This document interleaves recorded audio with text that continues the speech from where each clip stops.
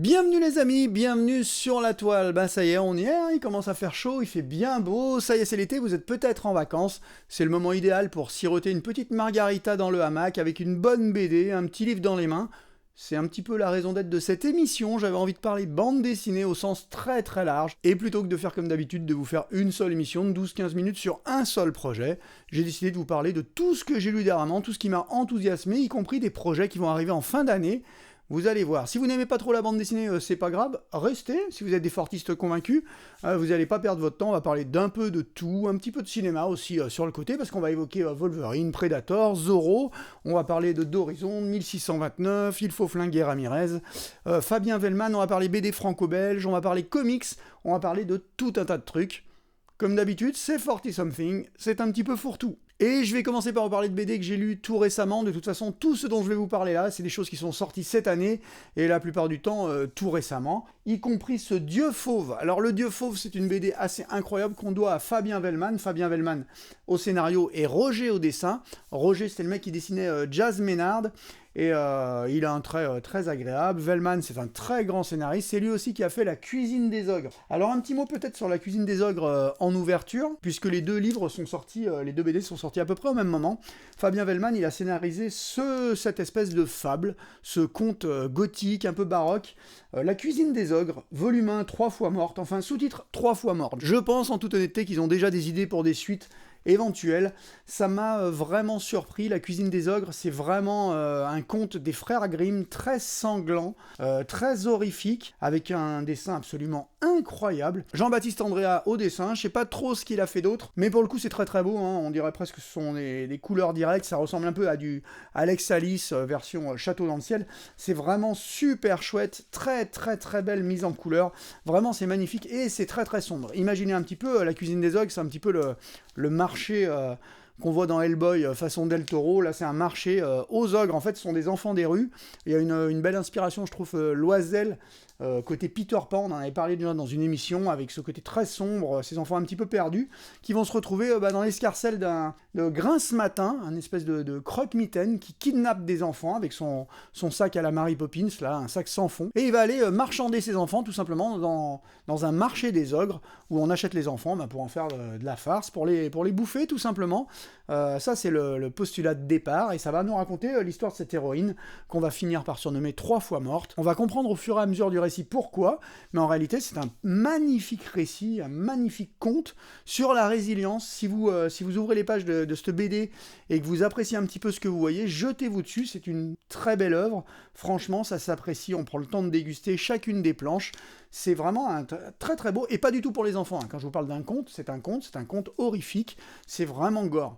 Honnêtement, quand au début les enfants sont ramassés par les ogres, ouais, il y a un marché aux enfants, quand on le voit, quand on détaille un petit peu les cases, et il y a du détail dans chacune des cases, franchement, ça donne un peu... Moi, je me suis dit, ils vont quand même très très loin. Tiens, ces enfants-là, tu me les gardes, on va les engraisser, on les mangera plus tard. Ceux-là, tu me les mets, ça fera de la farce pour ce soir. Tu me les mets dans le hachoir. Enfin, bon, bref, c'est assez sanguignolant. Et il y a de très très beaux moments. On utilise pleinement, bien sûr, ce média de la BD. Et ça donne lieu à des séquences que je trouve assez extraordinaires. La première apparition, il y a un kraken dans, de toute façon, tous les récits fantastiques.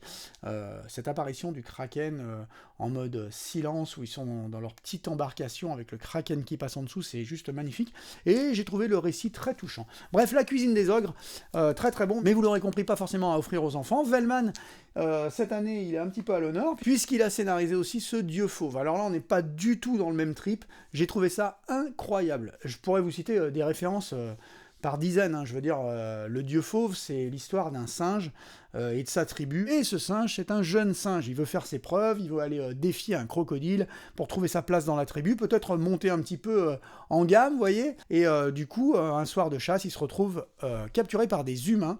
Ces humains, en réalité, vont se servir de lui pour en faire une bête sauvage qui est destinée à des combats un peu de gladiateurs, et ils vont se retrouver, ils sont censés se retrouver à un endroit où les grandes familles se réunissent pour faire affronter leur dieu fauve, et le gagnant va apporter le prestige à la famille qui a été choisie. Bref, en gros, c'est une histoire de lutte de pouvoir, c'est une histoire sur l'humanité, tout simplement.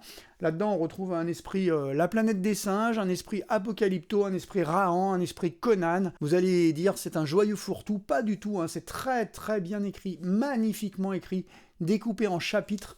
c'est limpide au niveau du scénario, c'est absolument incroyable. Toute la première partie, on se retrouve chez les singes, on pourrait se dire, avec le côté anthropomorphe, on va avoir du mal à se mettre à la place de ces animaux, mais qui est l'animal, qui est l'humain dans ce récit? On peut se poser la question en toute honnêteté, c'est une merveille. Ouvrez-le, feuilletez-le, c'est une absolue merveille, et moi ça m'a vraiment touché au cœur. Je trouve que la fin du récit est vraiment un petit peu abrupte, elle arrive vraiment de façon très violente, très cruelle, très sèche. J'aurais aimé un petit peu plus de considération à la fin pour ces personnages qu'on a suivis, sans faire comme le Hobbit et une fin à rallonge.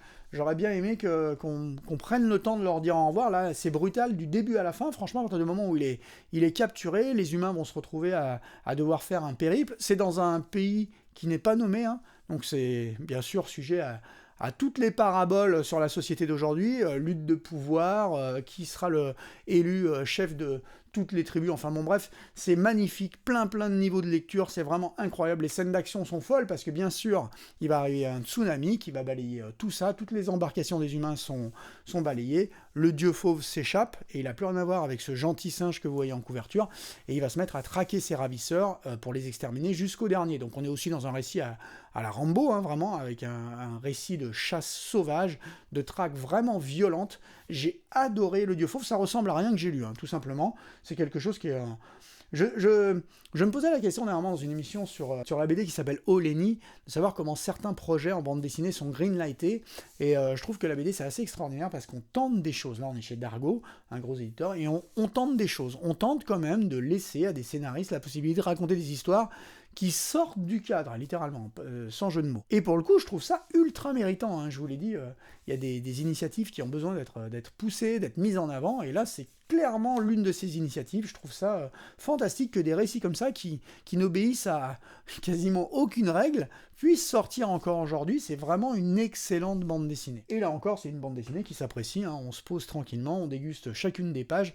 C'est vraiment l'art pour la bande dessinée, c'est un petit peu comme un film interactif. On se pose, on regarde les cadres, on prend le temps qu'il faut sur chaque cadre. C'est nous qui sommes responsables du montage du film. Vraiment, là, on a des planches de toute beauté. Ça mérite qu'on s'y attarde un peu. Puisqu'on est dans les BD franco-belges, un tout petit mot sur Zoe Carrington. Rien à voir, hein, pas de violence, pas d'égorgement, juste un drame, comédie romantique, ce que vous voulez. De toute façon, c'est scénarisé, dessiné par Jim.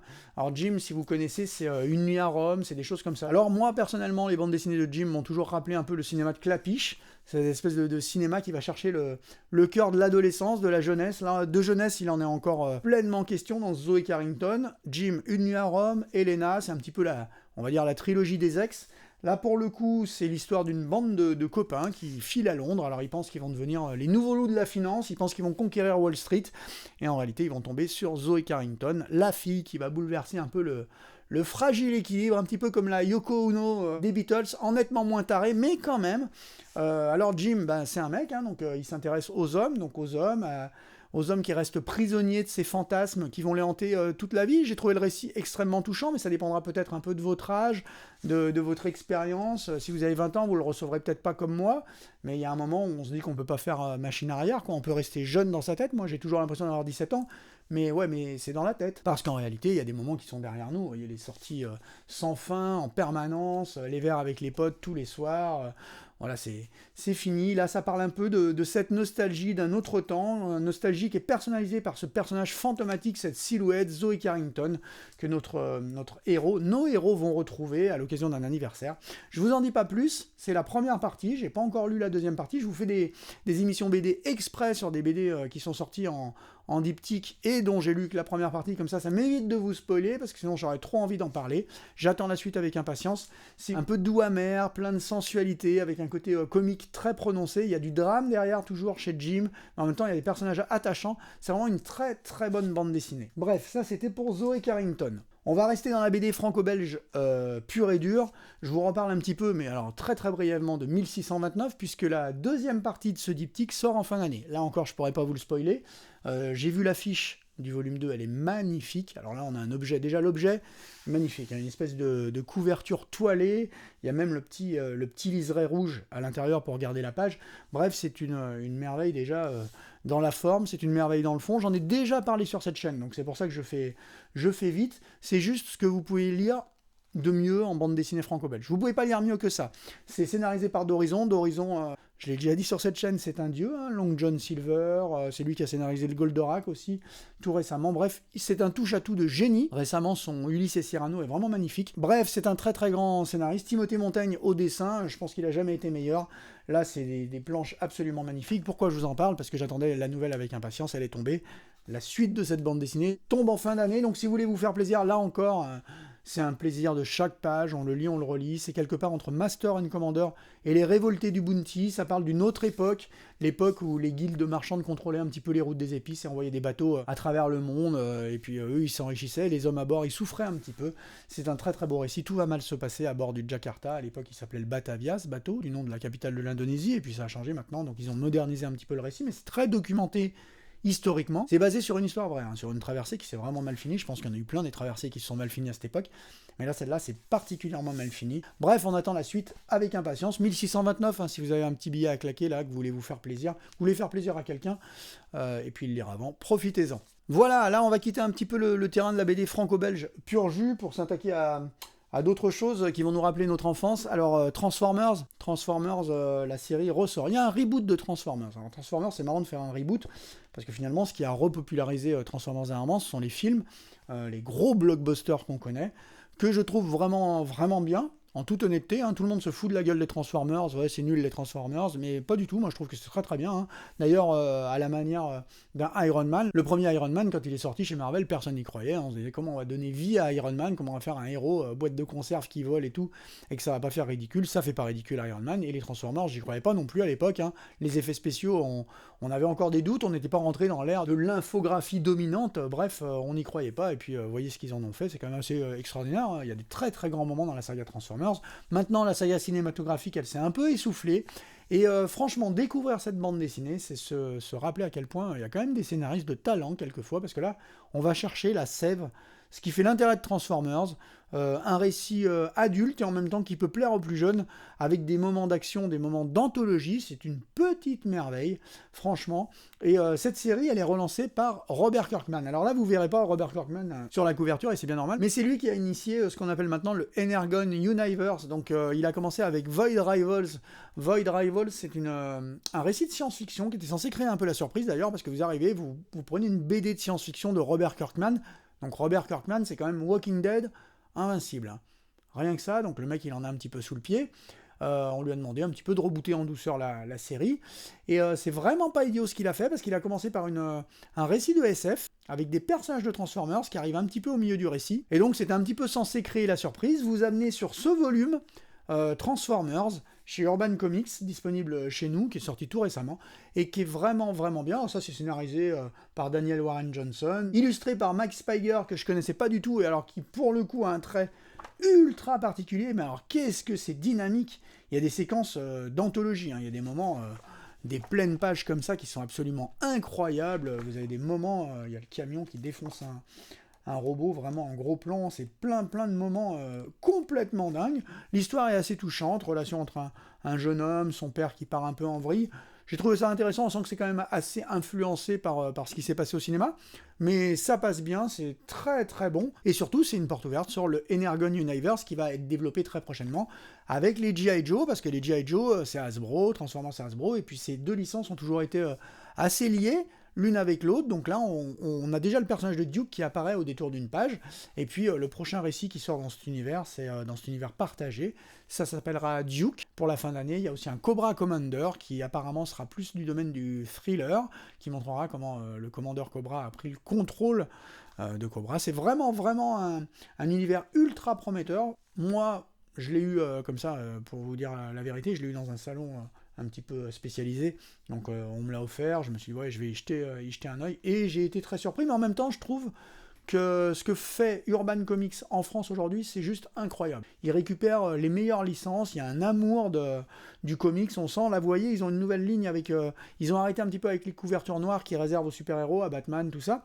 Là maintenant, ils font des couvertures colorées qui donnent bien, hein. Ils ont fait des choses sur Nice House on the Lake, et là il y a une BD Zorro qui vient de sortir, qui est incroyable aussi, hein, si vous avez un petit peu d'argent, vous voulez vous faire plaisir. Zorro, scénarisé par Sean Murphy. Alors Sean Murphy, c'est le mec qui a fait l'univers Batman White Knight. Pour vous dire la vérité, je suis pas trop familiarisé avec son travail d'ordinaire, mais là c'est vraiment incroyable. Le Zorro, si vous aimez le cinéma de Rodriguez, un peu Tarantino, vous voyez ce côté un peu décalé, ça passe très très bien. Un Zorro moderne qui se passe à notre époque, qui est vraiment vraiment bien. C'est Urban Comics, ils sortent aussi la série Briard, par exemple. Briard, c'est la pépite de Boom Studios. Alors, Boom Studios, c'est une petite maison d'édition aux États-Unis, et ça, c'est leur succès surprise. Briard Rose, le nom de la Belle au Bois dormant, ça commence pareil. La Belle au Bois dormant, elle s'est piqué le doigt avec un fusain, elle reste allongée sur son lit, et puis son prince arrive pour la réveiller d'un doux baiser, mais au dernier moment, il se dit: est-ce que ça vaut le coup de la réveiller? Finalement, une princesse endormie, c'est pas mal pour moi.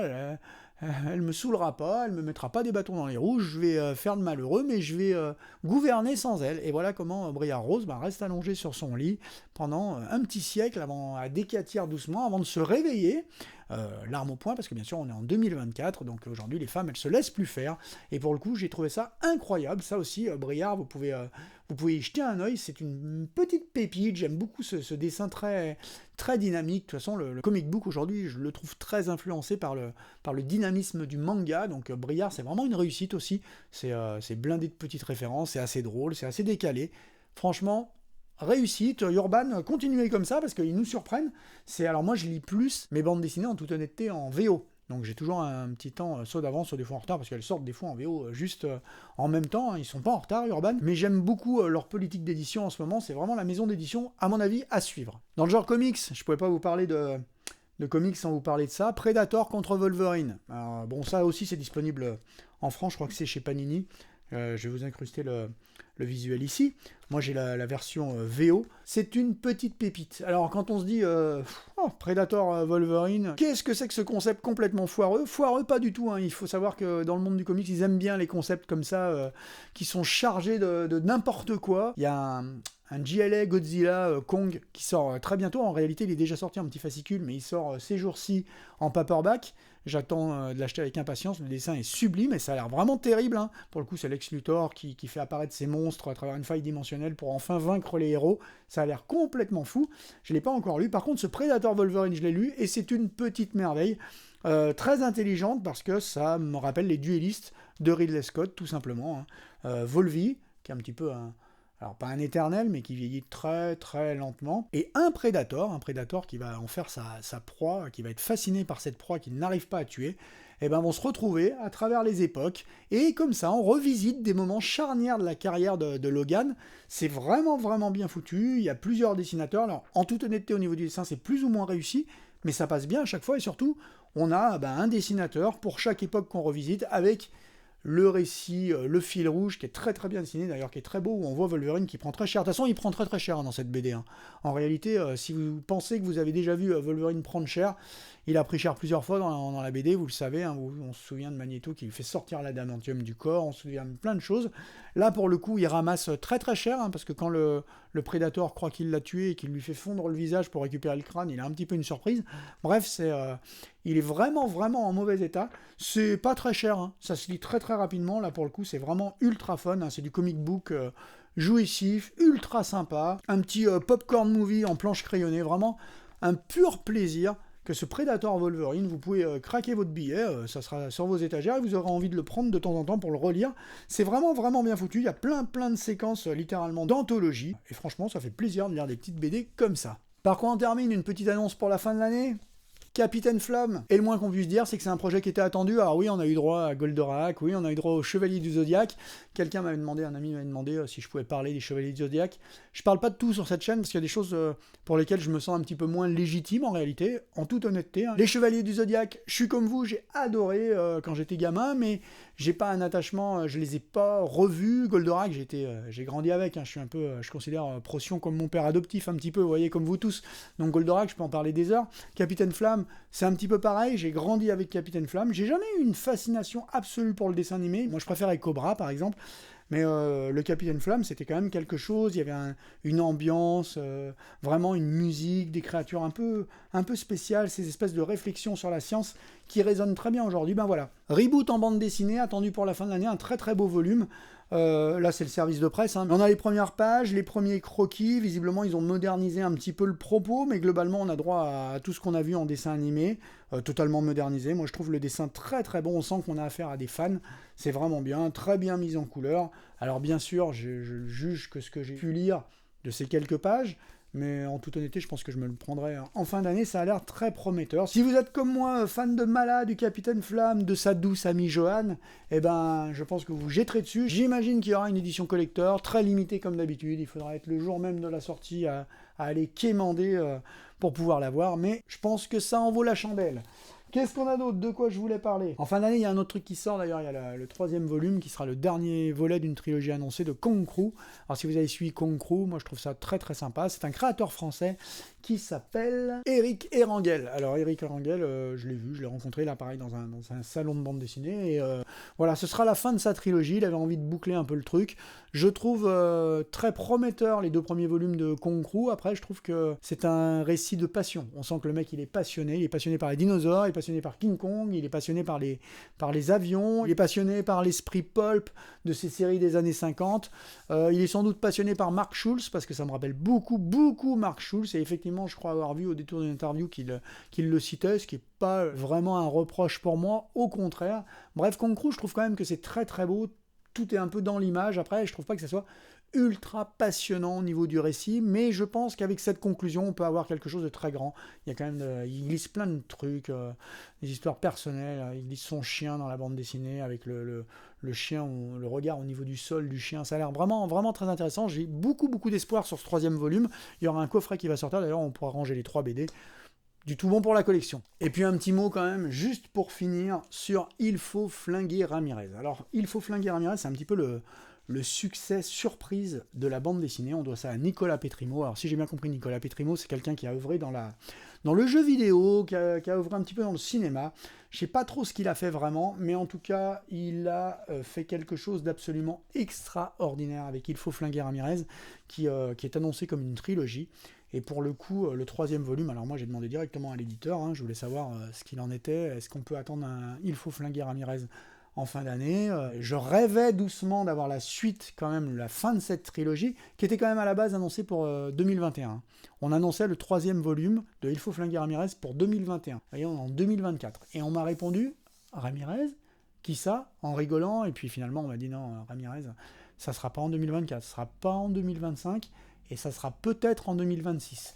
Donc voilà, vous avez eu tout le temps de rattraper cette BD absolument incroyable. C'est, là encore, je vais vous le dire, vous ne lirez rien de mieux en bande dessinée. C'est totalement influencé par le comic book, par le manga. Il y a une dynamique absolument incroyable. C'est ficelé comme jamais. Alors là, je vous montre le volume 2, hein, il y a le volume 1 qui est là, c'est incroyable, Il faut flinguer Ramirez. Quand je vous disais tout à l'heure que la bande dessinée c'était un art absolument dingue, parce qu'on fait soi-même son cinéma, on prend le temps de déguster les planches, on s'arrête sur certaines cases si elles méritent qu'on s'y arrête, et là il y a des cases qui méritent qu'on s'y arrête, c'est juste incroyable, mais incroyable, hein. Il faut flinguer Ramirez, c'est ce que vous lirez de mieux, c'est un vendeur d'aspirateurs muet, qui est premier sa promo, quoi, que tous ses collègues respectent, et qui va être pris pour cible par des assassins de la mafia. Bien sûr, ça c'est le début, c'est découpé en chapitres, hein. Je les cite beaucoup, mais franchement, ils ont un gros impact sur la bande dessinée, ou alors c'est moi qui vais chercher que des projets qui leur ressemblent, mais Tarantino, Rodriguez, sortez de cette bande dessinée, parce qu'on est complètement dedans. C'est découpé en chapitres d'ailleurs, avec des fausses pubs au milieu, on se croirait dans le... Vous savez ce qu'ils avaient fait avec Boulevard de la Mort et Planète Terreur. Il y a des fausses pubs en plein milieu qui vont vous présenter une voiture, une arme à feu, puis qu'on va retrouver plus tard dans la BD, des pubs pour les aspirateurs. Enfin, c'est absolument dingue. Et en plus, toutes les pubs sont à se plier de rire. Vous avez des gags à la ligne, c'est incroyable. Le scénario, il est incroyablement ficelé. Les dialogues sont percutants. C'est sexy, c'est violent, c'est ultra dynamique. Quand ça pète, il y a une poursuite. La mise en image est complètement dingue. On a des effets de flou pour montrer la vitesse d'une espèce de Super 5 qui se fracasse. Enfin bref, c'est complètement fou. Et le volume 2, ils vous mettent sur la pochette spoiler, attention, n'ouvrez pas au risque de vous spoiler. Franchement, ils ont raison de vous prévenir, parce que si vous ouvrez le volume 2, c'est carrément criminel. Je vous le dis franchement, parce qu'il y a tellement d'amour mis dans cette histoire que vous allez voir tomber, On va pas se mentir, de toute façon c'est très violent, on sait qu'à la fin, ce sera comme disait George Martin, pour Game of Thrones, il n'y aura rien que des morts, là on n'en doute pas une seconde, mais ça tombe pas forcément dans l'ordre dans lequel on imaginait que les personnages allaient tomber, et c'est assez violent, assez cruel, on a un peu de mal, un peu des pincements au cœur, on dit ah non, bah, ce personnage-là disparaît. Voilà, c'est incroyable. Je serais très étonné que vous n'en ayez jamais entendu parler. Je vais être honnête parce que c'est un petit peu un succès. Hein. C'est un petit peu comme au cinéma, les sleepers, vous savez, les trucs que personne n'attendait et qui sont devenus complètement des phénomènes. Et Il faut flinguer Ramirez, ça en fait définitivement partie. C'est juste, encore vraiment ce que vous lirez de mieux en BD, je peux pas vous le dire. Même l'objet est beau, hein. C'est avec une couverture débossée là pour tous ceux qui font. Qui sont comme moi des adeptes du support, qui aiment bien les steelbooks, qui aiment bien les produits un petit peu dérivés, tout ça. Là, c'est juste incroyable. Voilà, Il faut flinguer Ramirez. On attendra avec impatience le tome 3. Je pense que j'en reparlerai en long, en large, en travers au moment de la sortie du tome 3, si cette chaîne existe toujours, hein, parce que du coup, ça sera pas avant 2026. Et on va refermer là cette petite émission bande dessinée. J'espère que ça vous aura plu. J'avais vraiment envie de vous parler un peu de tout ça, comme ça... pêle-mêle, avant les vacances. Si vous êtes en vacances, très bonnes vacances à vous. Franchement, profitez-en. Hein. Je vous dis ça chaque année, mais c'est le moment d'en profiter un peu. Juillet, août, ça y est.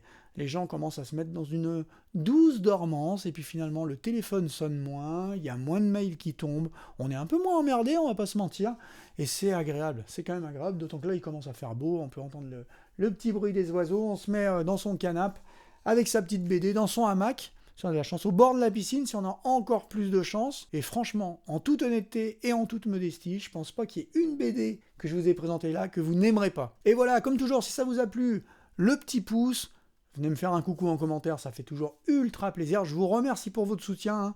Je vous le dis à chaque fois, mais là je vous le redis, 40 something, ça existe pour vous. Sinon, moi je suis qu'un imbécile qui discute comme ça dans son salon et qui fait son petit montage et qui balance ça comme une bouteille à la mer. Et puis ce sont vos retours qui font exister la chaîne. Alors vraiment, merci pour ça. Encore une fois, très bonnes vacances à vous. Et pour ceux qui, comme moi, continuent à bosser, profitez quand même, allez prendre des bières en terrasse, régalez-vous, profitez de tout sans limitation aucune, faites de la musique, cédez à toutes les tentations, et on se retrouve très prochainement sur cette même chaîne. Ciao!